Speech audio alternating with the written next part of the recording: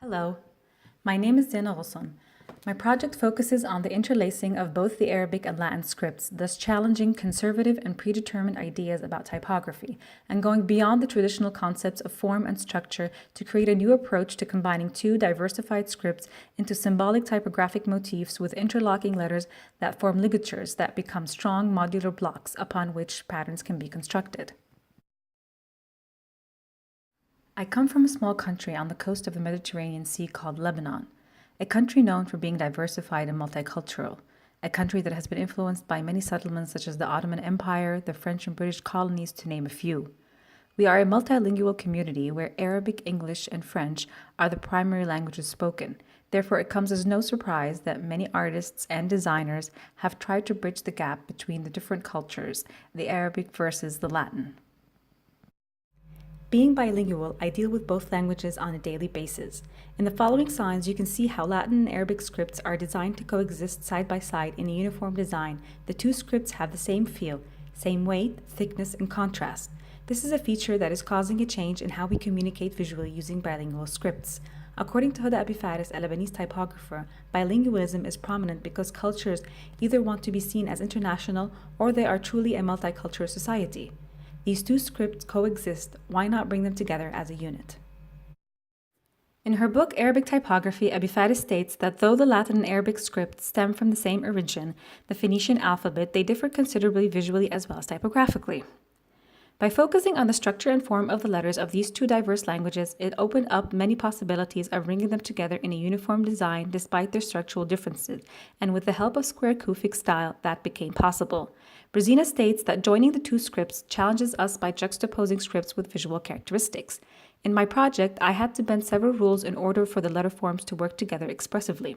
For the Latin script, that entailed rotating letters, changing their direction, using both lower and uppercase letters in the same word. As for the Arabic script, the direction and placement of the letters forced me to disregard the beginning, middle, and end, an isolated form of the traditional Arabic lettering system, and placing it in a partially disconnected form, which helped the design carry through horizontal and vertical lines, a concept better known as simplifying the Arabic text. Designers such as Nasri Khattar proposed the unified Arabic, and more recently, Rana Bourjaili in her book Cultural Connectiveness tackled the subject matter at hand. I have always been intrigued by abstract typography, the type that transforms itself into visual art. Willy Kunz discusses how to effectively transform and utilize these elements into building blocks to communicate a message. He deconstructs the typographical elements and uses them to construct a creative typographic design. Type becomes the foundation upon which to build various creations.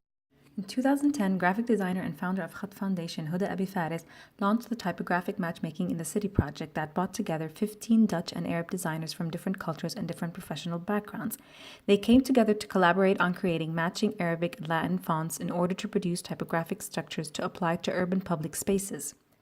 The project explores different possibilities for integrating both Arabic and Latin scripts using different mediums and material. This book became a major resource for my research. It acted as a guidebook and helped me overcome the typographic obstacles that I came across by exposing me to other designers' experimental typographic projects, as well as the different methodologies they use to deal with the issue of harmonizing two scripts. I wanted to bring together words that, spoken in any language, conjure the same emotions. Therefore, I decided to work on live, love, and laugh, action words.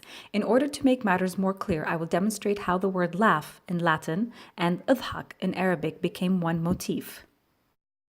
However, despite the disparities between the two languages, I managed to find a common attribute where the two scripts can meet, and that was by using the square Kufic style, an old Arabic script that is purely geometric in structure, and applied it to both scripts. The square Kufic style is a highly modular geometric lettering system that adheres to a precise grid and a one-on-one ratio of black and white, thus reducing the letters to their intrinsic skeletal forms. According to Lebanese type designer Jumana Midlish, square Kufic is not concerned with legibility. In its simplest form, square Kufic is austere and derives its beauty from the purity of its austerity, but it lends itself to clever, even playful variations only limited by one's creativity. After many trials, I started to notice structural similarities. These similarities brought about the ligature format, where the LA, U, rotated G, rotated H are also the Alif, Dhad, Ha, and Kaf, all into one motif. By creating a mirror image of the ligature, we have the laugh motif. When researching for patterns with geometric design, I was inspired by the Islamic geometric structures. However, I wanted my typographic motifs to surpass the idea of belonging to one culture or to be stereotyped. Therefore, I started focusing more on the geometric aspect of the patterns and staying clear from certain shapes such as the hexagon star that is predominant in the Islamic geometric structure. According to Day, pattern is in fact the natural outgrowth of repetition, and in every case the lines of its construction may be traced. They pronounce themselves indeed with geometric precision. Geometric patterns in Islamic art suggest a sense of freedom, where the complex designs are repeated and expanded infinitely. The designs may appear to be arbitrary, however, there is a unit from which the patterns expand. When designing the square kufik, the design starts with a single letter and builds on like pieces of a puzzle, and before you know it, a pattern emerges and starts to take up a life on its own. It wasn't always smooth sailing. Sometimes the designs wouldn't cooperate. They did not seem to conform to the shapes, which is rather frustrating. So I decided to let the structure of the motif lead the designs, by allowing the elements of each motif to dictate the design and not force them into certain patterns.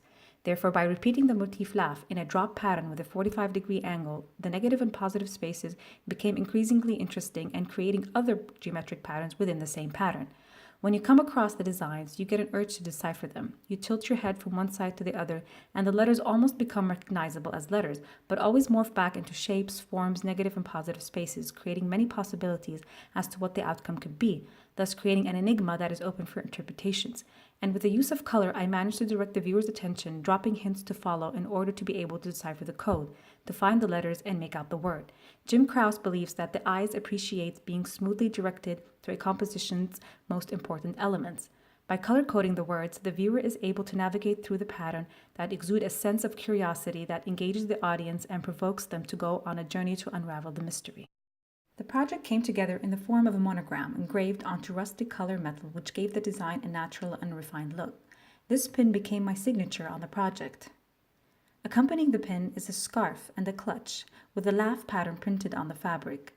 I chose to produce these items in the form of fashion, since fashion is a genre that can transcend any culture, and according to Prada, it is instant language. It is universal and speaks to all cultures.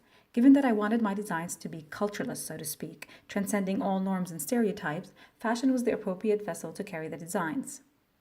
The result represents an innovative approach of how to bring together two distinctive scripts. They can now coexist together in the same motif and live in harmony as one in the same space, thus creating a dialogue between two scripts, a conversation that followed through in the form of patterns.